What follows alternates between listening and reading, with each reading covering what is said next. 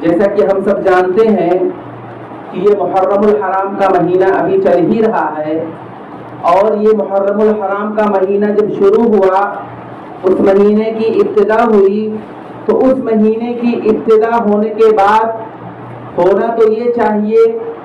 کہ اگر ہم محرم الحرام کی عظمت اور اس مہینے کی فضیلت، اس مہینے کا مقام بیان کریں، اور اگر نہیں بھی بیان کرتے ہیں تو کوئی مسئلہ نہیں ہے، مگر محرم الحرام کے اس مہینے کے پہلے عشرے میں صحابہ کرام رضی اللہ تعالی عنہ مجمعین کو نشانہ بنایا گیا، صحابہ کرام رضی اللہ تعالی عنہ مجمعین پر لعن طعن کیا گیا، صحابہ کرام رضی اللہ تعالی عنہ مجمعین کو گالیاں دی گئی، اور خصوصاً اس عشرے میں صرف اور صرف صحابہ کرام رضی اللہ تعالی عنہ مجمعین پر تنقیدیں کرنا، ان پر تبصرے کرنا، ان کو نشانہ بنانا، انہیں موضوع بحث بنانا، اور اسی طریقے سے ان کے تعلق سے نہ جانے کون کون سی باتیں کہی گئی۔ اور اسی پر بس نہیں، خود ہماری جماعت کے بہت سارے افراد بلا کسی تحقیق کے، بغیر کسی تحقیق اور اسی طریقے سے بغیر ایسے ہی سوچے سمجھے لوگوں کے بہکاوے میں آ کر کے انہوں نے بھی حضرت امیر معاویہ، حضرت امیر ابو سفیان اور اسی طریقے سے ان کے خاندان کے لوگوں کو بھی نشانہ بنانا شروع کیا۔ میرے بھائیوں، ہمارے لیے ازہر ضروری ہے کہ ہم ایسے موقع پر صحابہ کرام رضی اللہ تعالی عنہ مجمعین کا مقام کیا ہے، صحابہ کرام رضی اللہ تعالیٰ عنہ کی اجمعین کی فضیلت کیا ہے، اور صحابہ کرام رضی اللہ تعالیٰ عنہ اجمعین کے مقام کو اللہ نے کتنا بڑا بنایا، اور نبی صلی اللہ علیہ وسلم نے اپنی حدیثوں کے اندر اللہ کے نبی صلی اللہ علیہ وسلم کی صحابہ کرام کی کون کون سی فضیلتیں بیان کی گئی، آپ نے کیا بتلایا، اسے ہمیں جاننے کی اور سمجھنے کی ضرورت ہے۔ اس لیے کہ ایک مسلمان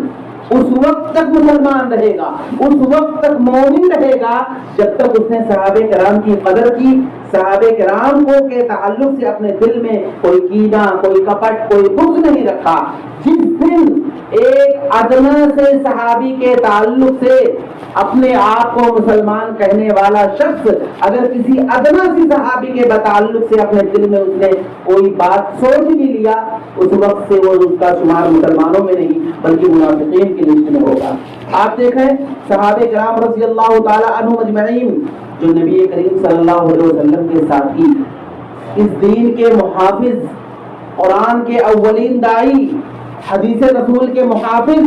الغرض اگر صحابہ کرام کی عظمتوں کا انکار کر دیا جائے تو اسلام کے عظمت کی بنیادیں ہل جاتی ہیں۔ صحابہ کرام دراصل یہ اللہ رب العالمین کا سلیکشن ہے۔ ہم کیا سمجھتے ہیں؟ صحابہ کرام رضی اللہ تعالیٰ عنہ مجمعین کی تعداد اور ان کی فہرست اللہ نے خود بنائی ہے۔ جس طرح سے اللہ رب العالمین نے جناب محمد رسول اللہ صلی اللہ علیہ وسلم کو چن کر کے تمام انبیاء میں انہیں افضل الرسل بنایا، اور جس طرح سے اللہ رب العالمین نے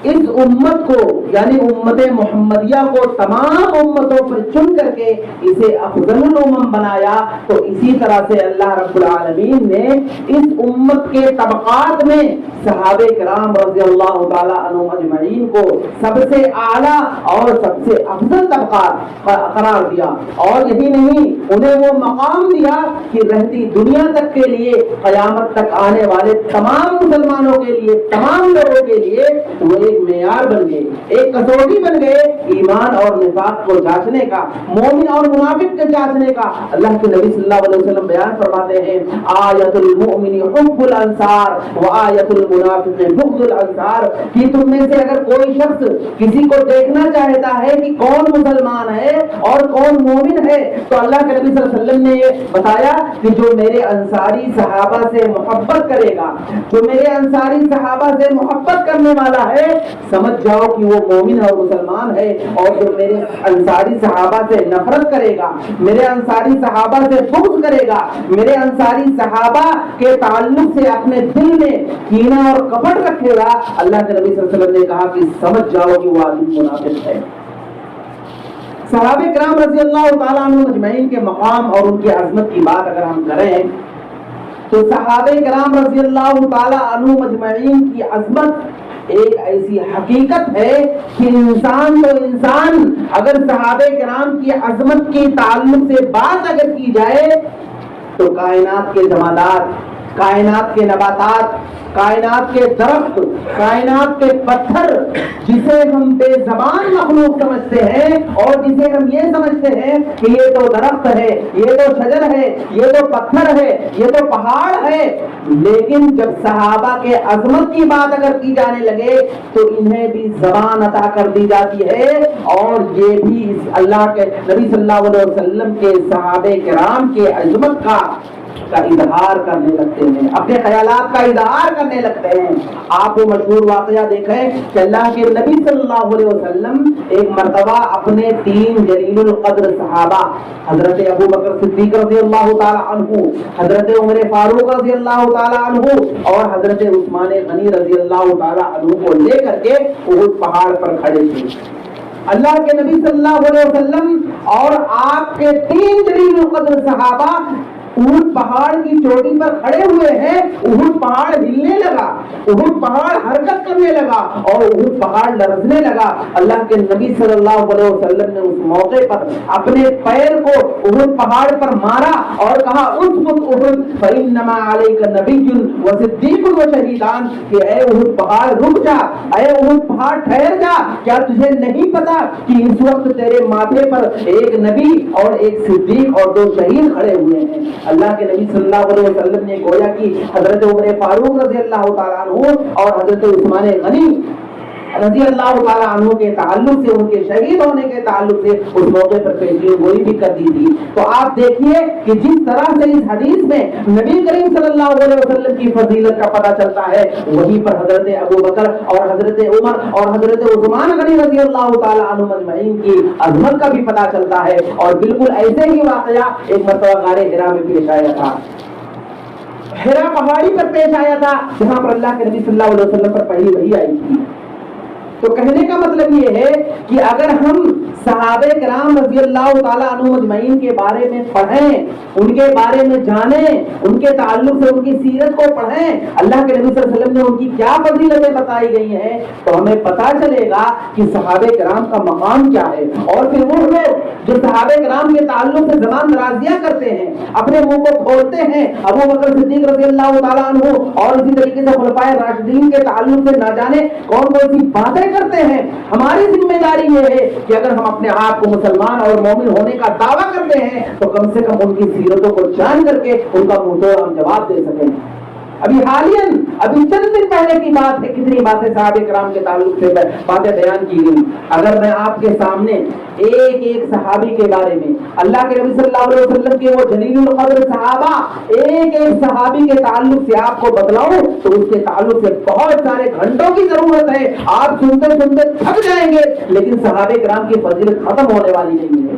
یہ ابو بکر صدیق رضی اللہ تعالیٰ عنہ ہے جن کے بارے میں کہا گیا کہ افضل الصحابہ بعد الانبیاء ابو بکر رضی اللہ عنہ، کہ انبیاء کے بعد اس روئے زمین پر اگر کسی کا مقام و مرتبہ ہے، انبیاء کی جماعت کے بعد اگر کسی کا درجہ ہے، اگر کسی کا مقام ہے، اگر کسی کی فضیلت ہے اس روئے زمین پر تو وہ ابو بکر صدیق رضی اللہ تعالیٰ عنہ ہے۔ اور اگر ہم شیخ الاسلام ابن تیمیہ رحمۃ اللہ علیہ کے حوالے سے اگر وہ بات بتاؤں آپ کو کہ جنہوں نے اپنی کتاب منہاج السنہ کے اندر حضرت عمر فاروق رضی اللہ تعالیٰ عنہ کے قول کو ذکر کیا ہے، بیان فرماتے ہیں حضرت عمر فاروق کہتے ہیں کہ اللہ کی قسم اگر حضرت ابو بکر صدیق رضی اللہ تعالی عنہ کے ایمان کو ترازو کے ایک پلڑے میں رکھ دیا جائے اور قیامت تک آنے والے تمام مسلمان جو اس امت کے ہیں ان کے ایمان کو ترازو کے دوسرے پلڑے میں رکھ دیا جائے تو اللہ کی قسم کھا کے کہتا ہوں کہ ابو بکر صدیق رضی اللہ تعالی عنہ کے ایمان والا پلڑا وزنی ہو جائے گا، بھاری ہو جائے گا۔ یہ ہے حضرت ابو بکر رضی اللہ عنہ کا مقام۔ اور آپ جانتے ہیں کہ اللہ کے نبی صلی اللہ علیہ وسلم کی وفات کے بعد جب حضرت ابو بکر صدیق رضی اللہ تعالیٰ عنہ خلیفہ بنے، زمام خلافت جب انہوں نے سنبھالی تو ان کے دور میں کس قدر بڑے بڑے فتنے رونما ہو گئے تھے، اور حضرت ابو بکر نے اس موقع پر دین کی انہوں نے کیسے حفاظت کی، دین کو انہوں نے کیسے سنبھالا، اور امت مسلمہ جو اب فرقوں میں بٹ چکی تھی، بٹنے والی تھی، کیسے انہوں نے سنبھالا۔ آپ دیکھیں ایک طرف ابو بکر صدیق رضی اللہ تعالیٰ عنہ کا دور خلافت ہے، وہاں پر مدعیان نبوت کھڑے ہو گئے، مسلمہ کذاب کھڑا ہو گیا اور اس نے اپنے نبی ہونے کا اعلان کر دیا، عظمت انسی کھڑا ہو گیا، وہ بھی اپنے نبی ہونے کا اعلان کر دیا، اور سجاہ نامی ایک عورت کھڑی ہو گئی، اس نے بھی اپنے نبوت کا اعلان کر دیا۔ یعنی تین مدعیان نبوت میں تین لوگ کھڑے ہو گئے اور کہا کہ نبی کے وفات کے بعد اب میں نبی ہوں۔ مسلمہ کذاب کہہ رہا ہے کہ میں نبی ہوں، عظمت انسی کہہ رہا ہے کہ میں نبی ہوں، سجاہ نامی عورت کہہ رہی کیا میں نبی ہوں، اب مجھے نبی مانا جائے، یہ ایک بہت بڑا فتنہ تھا۔ اور دوسری طرف مرتدین کی تعداد بڑھنے لگی، فلاں قبیلے کے لوگ اسلام سے پھر رہے ہیں، جہاں سے خبر آ رہی ہے کہ اس قبیلے کے لوگ اسلام سے پھر رہے ہیں، اس قبیلے کے لوگ اسلام سے پھر رہے ہیں۔ اور تیسری طرف جو مسلمانوں کے اندر بہت بڑا فتنہ رونما ہوا تھا وہ یہ مانین زکوٰۃ کا تھا، کہ بہت سارے لوگوں نے زکوٰۃ دینے سے انکار کر دیا، کہا کہ ہم توحید پر تو قائم رہیں گے، اسلام کو تو مانیں گے، نمازیں ہم پڑھیں گے، لیکن زکوٰۃ ہم سے نہیں دی جائے گی، ہم زکوٰۃ نہیں دے سکتے۔ تو ابو بکر صدیق رضی اللہ تعالیٰ عنہ کے دور میں تین بڑے بڑے فتنے جو رونما ہوئے تھے، ایک مانین زکوٰۃ کا فتنہ، مرتدین کا فتنہ، اور مدعیان نبوت کا فتنہ۔ ابو بکر صدیق رضی اللہ تعالیٰ عنہ کے دور خلافت ہے اور بڑے بڑے فتنے کھڑے ہوئے ہیں، چیلنج کر رہے ہیں، صحابہ کرام پریشان ہیں۔ صحابہ کرام کہہ رہے ہیں کہ حالات کا تقاضا یہ ہے، مصلحت یہ کہہ رہا ہے کہ مانین زکوٰۃ کے ساتھ ابھی تھوڑی نرمی برتی جائے، اور جو دوسرے بڑے بڑے فتنے ہیں پہلے ان کا مقابلہ کیا جائے۔ اور ابو بکر صدیق رضی اللہ تعالیٰ عنہ کی رائے کچھ اور تھی، ان کا کہنا یہ تھا کہ دین جو نبی کریم صلی اللہ علیہ وسلم کے شکل میں تھی، میں اپنے دور خلافت میں ویسے ہی دین کو پیش کروں، دین کو لاؤں گا اور ویسے ہی ثابت کروں گا۔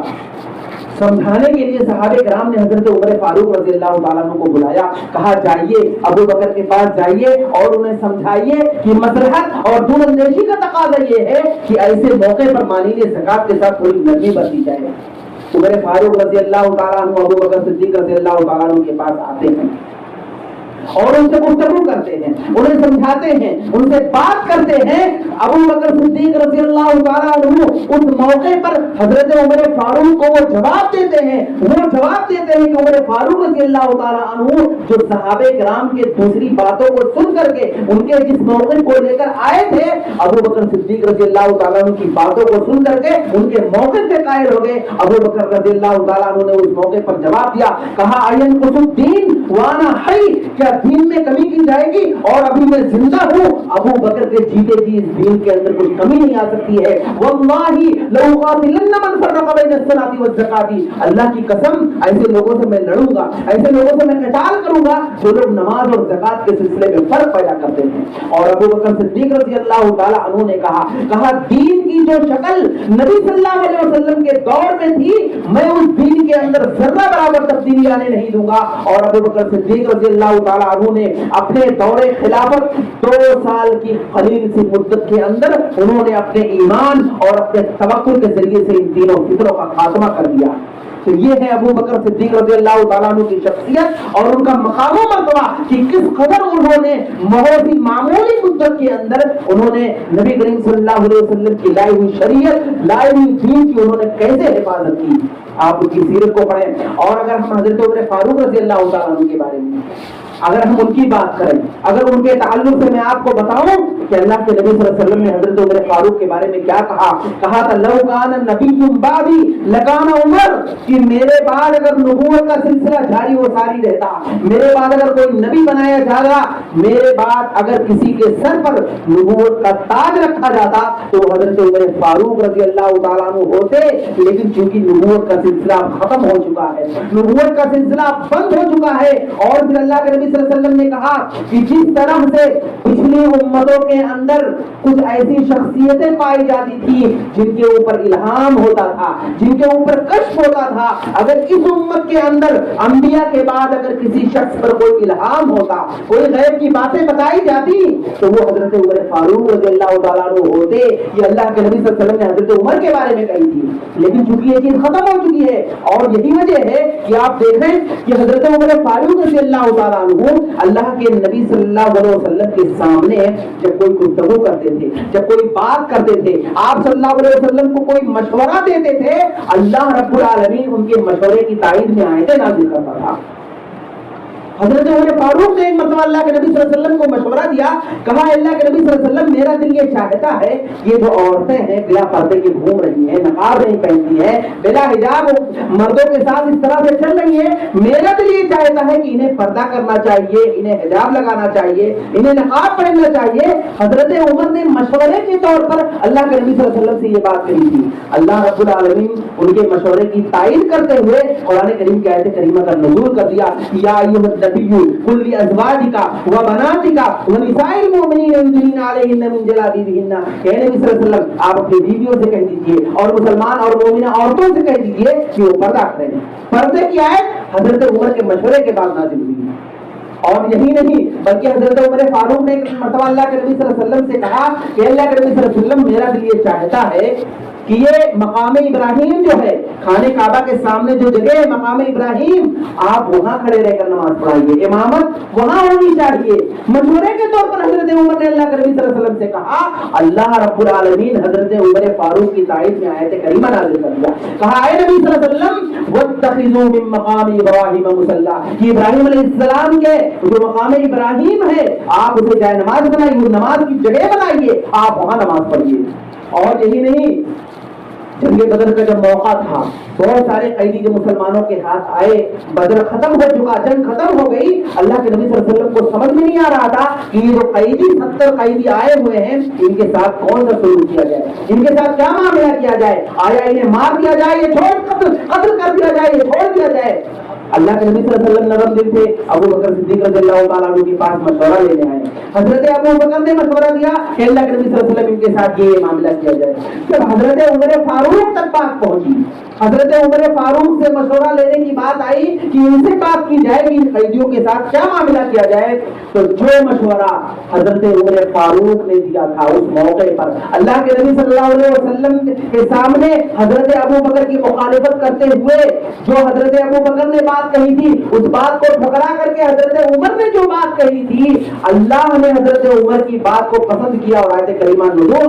نازل کر دیا، اور اس وقت نازل کیا جب غزوہ احد ہوا، اور احد میں جب مسلمانوں کو تکلیفیں ہوئی اور اسی طریقے سے 70 سے زائد صحابہ کرام سے شہید ہو گئے، تو صحابہ کرام میں بہت سارے لوگ بہت ساری باتیں کرنے لگے کہ ہم کیا کر رہے ہیں، ہماری تعداد بھی تو زیادہ ہے، کیسے ہماری شکست ہو گئی۔ اللہ نے آیت کریمہ نازل کر کے حضرت عمر فاروق کی تائید کی، کہا اولما اصابتکم مصیبت قد اصبتم مثلیھا قلتم ان ھذا، کہ ایسے موقع پر اگر تم حضرت عمر فاروق رضی اللہ تعالیٰ عنہ کی بات کو اے نبی صلی اللہ علیہ وسلم آپ مان لیتے اور اسی کے مطابق فیصلہ کر دی ہوتے تو غزوہ احد کے اندر ایسی باتیں آپ کے سامنے نہیں ہونے والی تھی۔ یہ جو آپ تکلیف جن سے دوچار ہو رہے ہیں یہ جنگ بدر کا صلہ مل رہا ہے تمہیں۔ تو یہ حضرت عمر فاروق رضی اللہ تعالیٰ عنہ کا مقام ہے کہ اللہ کے نبی صلی اللہ علیہ وسلم سے مشورے کے طور پر، تائید کے طور پر کوئی بات کہتے تھے، اللہ ان کی موافقت میں آیتیں نازل کرتا تھا۔ یہ حضرت عمر فاروق رضی اللہ تعالیٰ عنہ کا مقام ہے۔ اور حضرت عثمان غنی رضی اللہ تعالیٰ عنہ کی بات اگر ہم کریں، اور خصوصاً شرم و حیا کا پہلو اور اسی طریقے سے ان کا اخلاق اتنا مثالی اور اتنا معیاری تھا کہ اللہ کے نبی صلی اللہ علیہ وسلم ایک مرتبہ اپنے گھر میں لیٹے ہوئے تھے اور آپ صلی اللہ علیہ وسلم کا کپڑا تھوڑا سا اٹھا ہوا تھا، پھر بھی ظاہر تھی۔ ابو بکر رضی اللہ تعالیٰ عنہ آئے، گفتگو کر کے چلے گئے، اللہ کے نبی صلی اللہ علیہ وسلم ویسے لیٹے رہ گئے۔ عمر فاروق رضی اللہ تعالیٰ عنہ اجازت طلب کر کے آتے ہیں، ان سے گفتگو کرتے ہیں، چلے جاتے ہیں، اللہ کے نبی صلی اللہ علیہ وسلم ویسے لیٹے رہتے ہیں۔ جب حضرت عثمان غنی رضی اللہ تعالیٰ عنہ کی باری آئی اور انہوں نے اجازت طلب کیا، اللہ کے نبی صلی اللہ علیہ وسلم کے گھر میں آنا چاہتے تھے، اللہ کے نبی صلی اللہ علیہ وسلم کو جب پتا چلا کہ عثمان رضی اللہ تعالیٰ عنہ اجازت طلب کر رہے ہیں، فوراً اللہ کے نبی صلی اللہ علیہ وسلم اٹھ کر بیٹھ گئے اور اپنے کپڑے کو صحیح کرنے لگے، ایک دم آرام سے سکون سے بیٹھے اور اپنے کپڑے کو صحیح کرنے لگے، جب وہ گفتگو کر کے چلے گئے، عائشہ رضی اللہ تعالیٰ عنہ نے کہا کہ اللہ کے نبی صلی اللہ علیہ وسلم، حضرت ابو بکر آئے چلے گئے، حضرت عمر آئے چلے گئے، آپ ایسے ہی لیتے تھے، لیکن جب عثمان رضی اللہ تعالیٰ عنہ آپ کے پاس تشریف لائے تو آپ اٹھ کر کے بیٹھ گئے، آپ اپنے کپڑے کو صحیح کرنے لگے، آگے کیا معاملہ ہے، عثمان کی کیا خصوصیت ہے؟ اللہ کے نبی صلی اللہ علیہ وسلم نے کہا الا استحی من رجل تستحی منہ الملائکہ، کیا میں اس عثمان سے شرم و حیا نہ کروں جس عثمان سے فرشتے شرماتے ہیں، جس کے شرم و حیا کی داد فرشتے دیتے ہیں، تو کیا میں اس عثمان سے نہ شرم کروں؟ یہ اللہ کے نبی صلی اللہ علیہ وسلم نے حضرت عثمان غنی رضی اللہ تعالیٰ عنہ کے تعلق سے یہ بات کہی۔ تو کہنے کا مطلب یہ ہے کہ یہ جو تین صحابہ کرام، حضرت ابو بکر، حضرت عمر، حضرت عثمان غنی رضی اللہ تعالیٰ عنہ مجمعین کو آج کے اس دور میں جو نشانہ بنایا جاتا ہے اور انہیں غاصب کہا جاتا ہے کہ حضرت علی کا مقام و مرتبہ زیادہ بڑا ہے، ان کا چھوٹا ہے، تو ہاں ضرورت ہے اس بات کی کہ ہمیں یہ دیکھنا ہے کہ اللہ کے نبی صلی اللہ علیہ وسلم نے ان دینوں کی کیا فضیلت بتلائی ہے، اسے جاننے اور سمجھنے کی ضرورت ہے۔ عبداللہ ابن مسعود کو دیکھیے، عبداللہ ابن مسعود رضی اللہ تعالیٰ عنہ یہ وہ صحابی ہیں کہ جن کی وفات بہت پہلے ہو چکی تھی، بہت کم زندگی انہوں نے نبی صلی اللہ علیہ وسلم کے ساتھ گزاری، بہت کم وقت۔ ان کے بارے میں آتا ہے کہ بہت ہی کمزور اور دبلے پتلے صحابی تھے۔ ایک مرتبہ صحابہ کرام کے ساتھ جا رہے تھے، وہ درخت پر چڑھنے لگے، صحابہ کرام میں کچھ لوگ ہنسنے لگے اور کہا کہ عبداللہ ابن مسعود کو دیکھو اور ان کے اس پیر کو دیکھو، اتنے دبلے اور اتنے کمزور ہیں اور درخت پر چڑھ رہے ہیں۔ اللہ کے نبی صلی اللہ علیہ وسلم مسکراتے ہوئے آئے اور کہا میرے صحابہ کیا وجہ ہے، کیوں تم مسکرا رہے ہو، کیوں ہنس رہے ہو؟ ایک صحابی نے کہا کہ اللہ کے نبی صلی اللہ علیہ وسلم عبداللہ ابن مسعود کو دیکھیے، اتنے کمزور ہیں اور ان کے اتنے پتلے پیر، اس کے باوجود یہ درخت پر چڑھ رہے ہیں۔ اللہ کے نبی صلی اللہ علیہ وسلم نے صحابہ کرام کو جمع کر کے کہا کہ تم عبداللہ ابن مسعود کے بارے میں کیا کہہ رہے ہو؟ عبداللہ ابن مسعود رضی اللہ تعالیٰ عنہ کا جو مقام ہے، تم جن کے پیر کو دیکھ کر کے ہنس رہے ہو، اگر ان کے اس پیر کو ترازو کے ایک پلڑے میں رکھ دیا جائے اور احد پہاڑ کو ترازو کے دوسرے پلڑے میں رکھ دیا جائے تو اللہ کی قسم عبداللہ ابن مسعود رضی اللہ تعالیٰ عنہ کے پیر والا پلڑا بھاری ہو جائے گا۔ اللہ کے نبی صلی اللہ علیہ وسلم نے کہا عبداللہ ابن مسعود رضی اللہ تعالیٰ عنہ کا معاملہ یہ ہے کہ ان کا جو دل ہے یہ ایمان سے بھرا ہوا ہے، اور آپ جانتے ہیں کہ قیامت کے دن اللہ کے نبی صلی اللہ علیہ وسلم نے اس موقع پر کہا کہ ایک ایسا آدمی لایا جائے گا جو بہت ہی موٹا ہوگا، بہت ہی تندرست ہوگا، جسامت کے اعتبار سے بہت بھاری ہوگا، بہت بڑا جسم والا ہوگا، لیکن اس کی حقیقت اللہ کے نبی صلی اللہ علیہ وسلم نے کہا ایک مچھر کے پر کے برابر نہیں ہے۔ تم عبداللہ ابن مسعود کو کیا سمجھتے ہو؟ ان کا دل ایمان سے بھرا ہوا ہے۔ یہ فضیلت اللہ کے نبی صلی اللہ علیہ وسلم نے حضرت عبداللہ ابن مسعود کی بیان فرمائی۔ تو کہنا یہ ہے کہ اگر ہم ایک ایک صحابی کے بارے میں نبی صلی اللہ علیہ وسلم کے ایک ایک صحابی کے تعلق سے اگر آپ پڑھیں گے، آپ سنیں گے، تو آپ کو پتہ چلے گا کہ نبی صلی اللہ علیہ وسلم نے ان کی کیا فضیلتیں بیان کی ہے۔ اور صحابہ کرام رضی اللہ تعالیٰ عنہ مجمعین کے تعلق سے آپ کو میں بتاؤں کہ ایمان کی جو حالت تھی، ان کا جو ایمان تھا، صحابہ کرام کا جو ایمان تھا، ویسا ایمان تا قیامت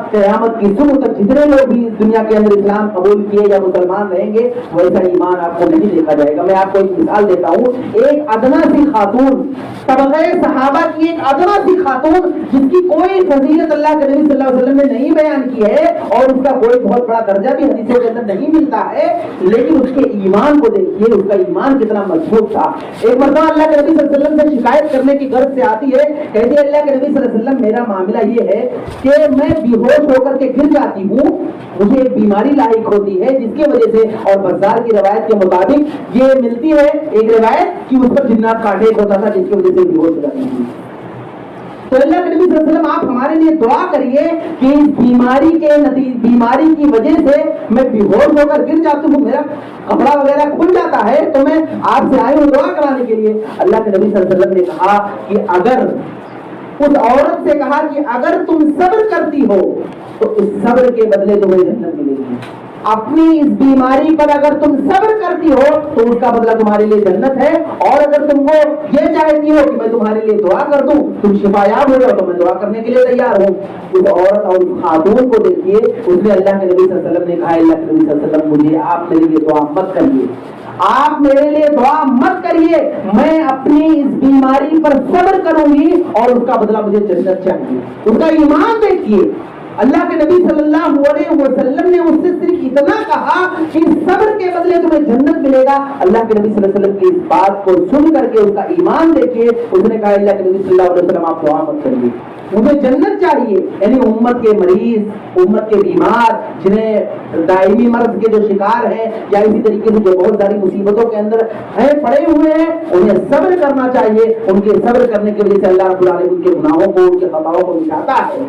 تو آپ میں یہ مثال اس وجہ سے دیا کہ آپ ایک ادنا سی خاتون کی ایمان دیکھیے تو بڑے بڑے صحابہ کے ایمان کی کیا حالت رہی ہوگی جب ایک ادنا سی خاتون کے ایمان کی یہ حالت ہے. اور جذبے عمل کی بات اگر میں آپ کو بتاؤں کہ صحابہ کرام نبی صلی اللہ علیہ وسلم کی باتوں کو سن کر کے کیسے عمل کرتے تھے, وہ اپنے آگے کچھ نہیں سوچتے تھے اگر نبی صلی اللہ علیہ وسلم کی بات سامنے آ جاتی تھی. اللہ کے نبی صلی اللہ علیہ وسلم جب مکہ سے مدینہ ہجرت کر کے گئے تو وہاں پر انصاری صحابہ کو دیکھا, کیونکہ انصاری صحابہ سب کسان تھے, کھیتی باڑی کرنے والے تھے, اور جو مکہ کے صحابہ تھے وہ تاجر تھے, بزنس مین تھے. اللہ کے نبی صلی اللہ علیہ وسلم جب ہجرت کر کے مدینہ گئے تو آپ نے صحابہ کو ایک عمل کرتے ہوئے دیکھا, تلقین. تلقین کسے کہتے ہیں کہ وہ کیا کرتے تھے, مذکر کھجور کے درخت کے کچھ اجزاء کو نکال کر کے مؤنث کھجور کے اندر ڈالتے تھے, اس سے بہت زیادہ کھجور پیدا ہوتا تھا. کیونکہ اللہ رب العالمین نے جس طریقے سے انسانوں کے اندر جوڑے جوڑے بنائے ہیں, اسی طرح سے اللہ رب العالمین نے جانوروں کے اندر بھی جوڑے جوڑے ہیں, تو درختوں کے اندر بھی اللہ نے مذکر و مؤنث جوڑے جوڑے بنائے ہیں. اور انہی جوڑے جوڑے کی وجہ سے یہ درخت کے اندر پھل آتے ہیں اور یہ کام ہوائیں کرتی ہیں. تو صحابہ کرام کیا کرتے تھے, مذکر درخت کے کچھ اجزاء کو نکال کر کے مؤنث درخت کے اندر ڈالتے تھے تو کھجور بہت زیادہ پیدا ہوتا تھا. اللہ کے نبی صلی اللہ علیہ وسلم نے جب یہ دیکھا تو صحابہ کرام سے کہا لو لم تفعلوا لکان خیرا, کہ اگر تم اس عمل کو چھوڑ دو, نہ کرو تو شاید اچھا ہوگا. صحابہ کرام نے جیسے ہی سنا کہ اللہ کے نبی صلی اللہ علیہ وسلم نے کہا ہے کہ نہ کرو, انہوں نے فوراً اس عمل کو چھوڑ دیا, فوراً رکے. اور صحابہ کرام کو پتا تھا کہ آگے کیا نقصان ہونے والا ہے, صحابہ کرام کو اچھی طرح سے پتا تھا, لیکن اس کے باوجود اللہ کے نبی صلی اللہ علیہ وسلم کی بات آئی, صحابہ کرام نے فوراً مان گئے. اس کے بعد جب کھجور کا موسم آیا, کھجور ہی نہیں آیا, کھجور کا درخت پورا خالی پڑا ہے, ہلکے پھلکے تھوڑا بہت کھجور آ گیا. صحابہ کرام اللہ کے نبی صلی اللہ علیہ وسلم کے پاس آئے اور کہا اللہ کے نبی صلی اللہ علیہ وسلم ہم لوگ جو تلقین والا عمل کرتے تھے اس سے بہت کھجور آتا تھا, لیکن آپ نے کہا نہ کرو, اس لیے ہم لوگوں نے چھوڑ دیا, کھجور ہی نہیں آیا, درخت میں کھجور ہی نہیں ہے, اس سال کھجور ہی نہیں ہے. اللہ کے نبی صلی اللہ علیہ وسلم نے کہا کہ اے میرے صحابہ,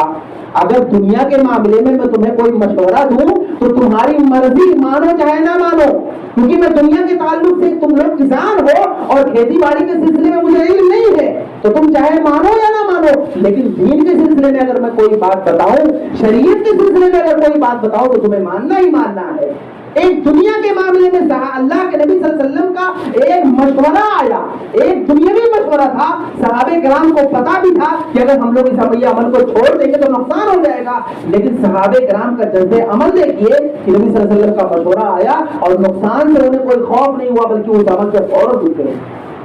یہ صحابہ کا مقام ہے. اب میں آپ کو ایک اور مثال دوں کہ اللہ کے نبی صلی اللہ علیہ وسلم کے جو صحابہ تھے, نبی کریم صلی اللہ علیہ وسلم کی باتوں کو سن کر کے, چاہے آپ نے ان کے سامنے یہ بات کہی ہو یا نہ کہی ہو, خالی صرف اتنا پتہ چل جاتا تھا کہ نبی صلی اللہ علیہ وسلم کی حدیث ہے, نبی صلی اللہ علیہ وسلم کا یہ حکم ہے, فوراً وہ قبول کر لیتے تھے. اللہ کے نبی صلی اللہ علیہ وسلم ایک مرتبہ ایک مدینے کی مارکیٹ میں گئے, ایسے گھومنے نکلے. اللہ کے نبی صلی اللہ علیہ وسلم کو اچانک آپ نے دیکھا کہ ایک دیہاتی ایک گھوڑا بیچ رہا تھا. اللہ کے نبی صلی اللہ علیہ وسلم کو پسند آ گیا. اللہ کے نبی صلی اللہ علیہ وسلم نے اس دیہاتی سے کہا کہ یہ گھوڑا تو مجھے بہت پسند ہے, بہت اچھا لگ رہا ہے, میں اسے خریدنا چاہتا ہوں. اس دیہاتی نے کہا ٹھیک ہے خرید لو, کتنے میں ہے, کیا ہے, سودا مکمل ہو گیا. اللہ کے نبی صلی اللہ علیہ وسلم نے کہا کہ دیکھو میں اس مارکیٹ میں چونکہ گھوڑا خریدنے کی غرض سے نہیں آیا تھا, اس لیے میں پیسہ نہیں لے کر کے آیا ہوں, چلو تم میرے ساتھ, میں اپنے گھر پہ وہی گھوڑا چھوڑ دینا اور میں تمہیں پیسہ دے دوں گا. اور راضی ہو گیا, جانے لگا. اب وہ دیکھ رہا ہے کہ بہت سارے مارکیٹ کے اندر بہت سارے افراد آوازیں دے رہے ہیں کہ یہ گھوڑا کس کا ہے, یہ تو بڑا ہی خوبصورت ہے, بڑا ہی تندرست ہے, بڑا ہی اچھا ہے. اب وہ خوش فہمی میں مبتلا ہو گیا. اس نے یہ سوچا کہ نبی صلی اللہ علیہ وسلم سے جو میں نے یہ گھوڑا بیچا ہے, ہو سکتا ہے کہ کوئی دوسرا شخص مجھ سے خرید لے تو مجھے زیادہ پیسہ مل جائے. اب وہ خوش فہمی میں مبتلا ہو گیا. نبی صلی اللہ علیہ وسلم سے کیا کہہ رہا ہے کہ اگر آپ کو یہ گھوڑا خریدنا ہے تو خرید لو مجھ سے. اللہ کے نبی صلی اللہ علیہ وسلم نے کہا تم کیسی باتیں کر رہے ہو, ابھی تو میں نے تم سے سودا کیا ہے, ابھی تو میں نے تم سے گھوڑے خریدنے کی بات کی ہے, صرف پیسہ دینا باقی رہ گیا ہے. تو اس نے کہہ رہا کہ نہیں, گواہ پیش کرو. تم نے مجھ سے کوئی ایسی باتیں نہیں کی ہے، اگر ایسی باتیں تم نے ہم سے کی ہے تو گواہ پیش کرو. یعنی یہ جو عرب کے جو دیہاتی اور جو بدو قسم کے لوگ ہوتے ہیں، قرآن نے ان کے بارے میں کہا ہے کہ الاعراب اشد کفرا ونفاقا واجدر واللہ یعلم حدود ما انزل اللہ. یہ جو دیہاتی ٹائپ کے لوگ ہوتے ہیں، اور جو خاص طور سے عرب کے دیہاتی، اللہ کے نبی صلی اللہ علیہ وسلم نے کہا کہ اگر یہ لوگ، قرآن نے کہا ہے الاعراب اشد کفرا، کہ اگر یہ کافر ہوتے ہیں تو کفر میں سخت ہوتے ہیں، اگر یہ منافق ہوتے ہیں تو ان کا نفاق سخت ہوتا ہے، اور اگر یہ مسلمان بھی ہوتے ہیں تو اب تہذیب و اخلاق سے عاری ہوتے ہیں. یہ عرب کے دیہاتیوں کا معاملہ تھا.